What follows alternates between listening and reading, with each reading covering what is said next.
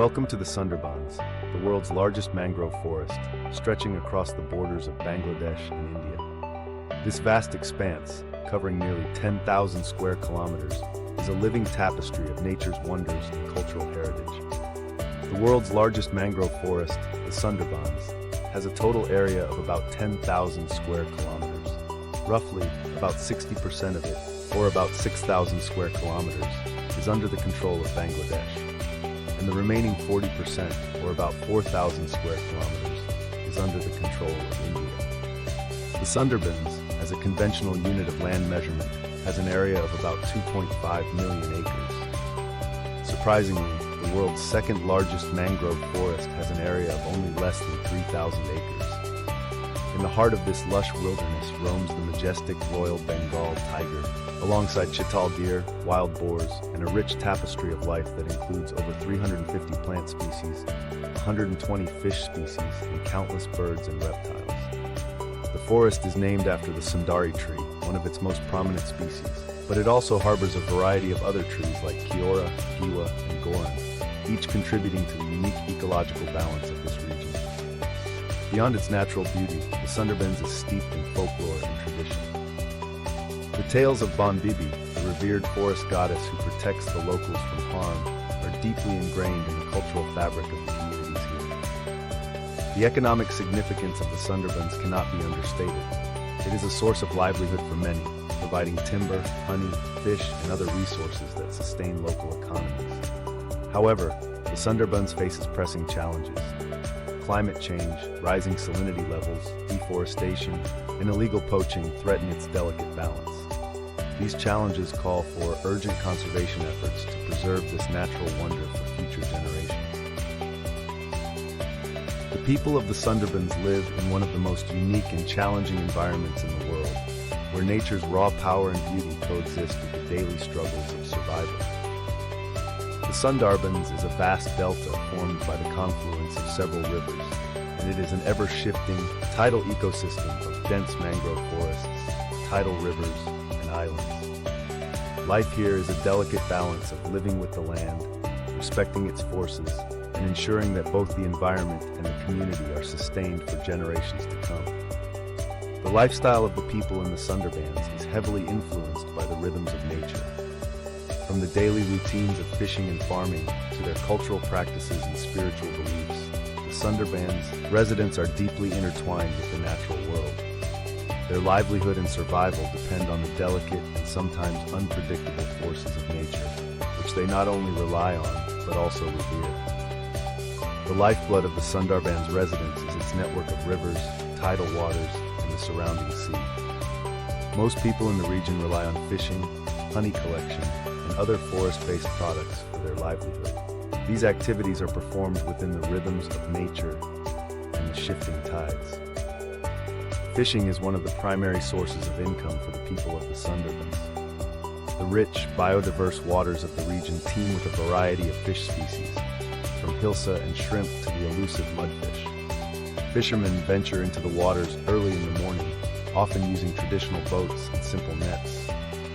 The ebb and flow of the tides determine the best times for fishing, and locals have an intimate knowledge of the water and its creatures. They rely on ancient wisdom passed down through generations to read the subtle signs of nature that indicate where the fish are most abundant. Honey collection is another major livelihood in the Sundarbans, particularly for the communities who live near the forested areas.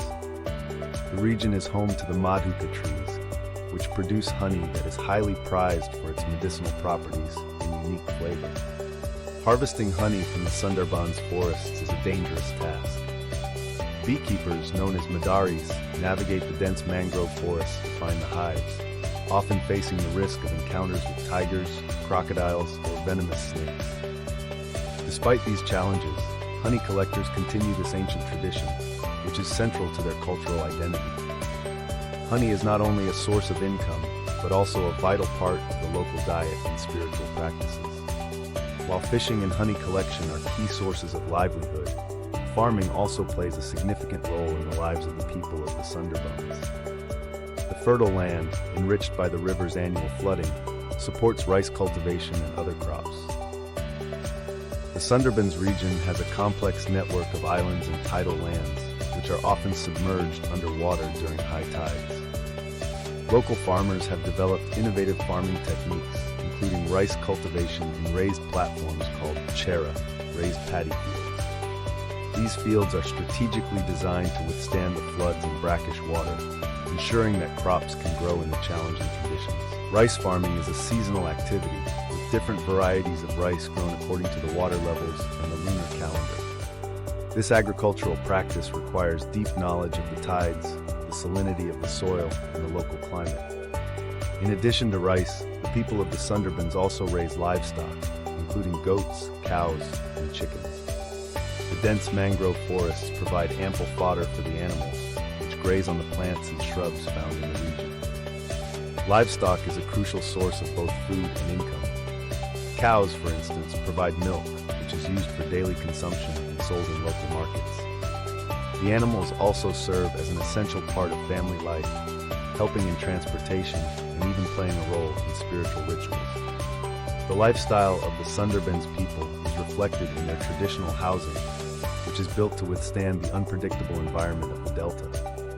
Homes in the Sundarbans are designed with practicality and resilience in mind, incorporating materials that are locally available and durable against the harsh weather conditions. The houses in the Sundarbans are typically made from bamboo, mud, and thatch. These materials are abundant in the region, with bamboo forests lining the waterways and mud being plentiful from the riverbanks. Bamboo is used for the framing of houses, while mud and thatch are used for the walls and roofs. The roofs are often thatched with palm leaves or grass, providing shelter from the sun and rain while allowing ventilation. Houses are elevated on stilts to protect against flooding during high tides and monsoons, and the open, airy design helps keep the interior cool during hot summer months. In many areas, especially in the more remote parts of the Sundarbans, the homes are simple, with only 1 or 2 rooms. These homes, known as kucha houses, are built with locally sourced materials such as bamboo, palm fronds, and mud. These homes are designed to be flexible and adaptable to the changing tides, and many can be quickly rebuilt after natural disasters like cyclones or floods. Despite the simple design, Sundarbans homes often feature small personal touches, such as hand-painted decorations, floral motifs, or religious symbols. Paintings of the Bonbibi, the forest goddess, or other deities are often hung on the walls, serving as both protection and a reminder of the divine connection to the land. While the natural beauty and abundance of the Sundarbans are undeniable, life in this region is not without its challenges. The people of the Sundarbans must contend with natural hazards, limited access to resources, and isolation from urban centers. One of the greatest challenges faced by the people of the Sundarbans is the frequent flooding caused by tidal surges, especially during the monsoon season or in the aftermath of cyclones. These floods can submerge entire villages, destroy crops, and damage homes. The region is also prone to violent cyclones, which are becoming more frequent and intense due to climate change. The people of the Sundarbans have adapted to this challenge by building homes on stilts and by using flood-resistant crops. However, these natural disasters remain a constant threat to their survival and livelihood.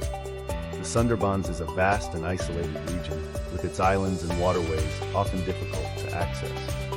Many communities in the region live far from major towns and cities, relying on small boats and local transport to move around. This isolation means that access to healthcare, education, and other essential services is limited.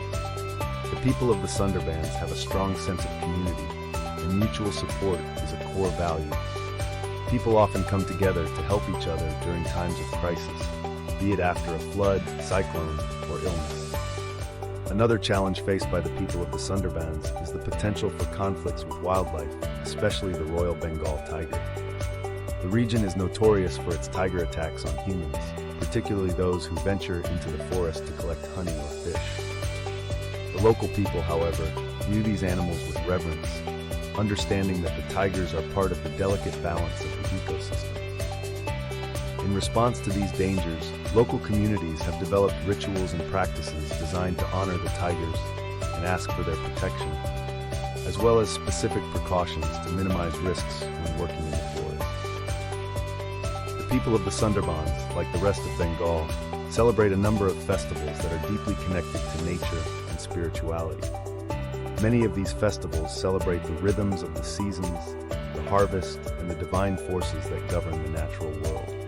One of the most important festivals in the Sundarbans is Pohela Boishakh, the Bengali New Year. The people celebrate the arrival of the new year with rituals, feasts, and community gatherings. Traditional foods are prepared, including sweets like misti doi, sweetened yogurt, and rosagola. On this day, people also offer prayers to Bon Bibi and other local deities for blessings of prosperity and good fortune. Durga Puja is the most widely celebrated festival in Bengal, and it holds great importance for the people of the Sundarbans. During this time, homes and community temples are decorated with images of Goddess Durga, and grand processions are held to celebrate her victory over evil. While urban areas like Kolkata host massive celebrations, the Sundarbans observes the festival in its own way, with smaller processions, family gatherings, and prayers at local temples. The festival marks a time of spiritual renewal and gratitude for the blessings of nature. Bon Bibi Puja, perhaps the most significant local festival, Bon Bibi Puja is a ritual dedicated to the forest goddess Bon Bibi. During this festival, the community offers prayers and sacrifices, asking for protection while working in the forest or near the waterways. Rituals are performed at temples or in the forests themselves, with the belief that Bon Bibi will protect the people from harm, particularly from the dangers of the tigers and other wildlife.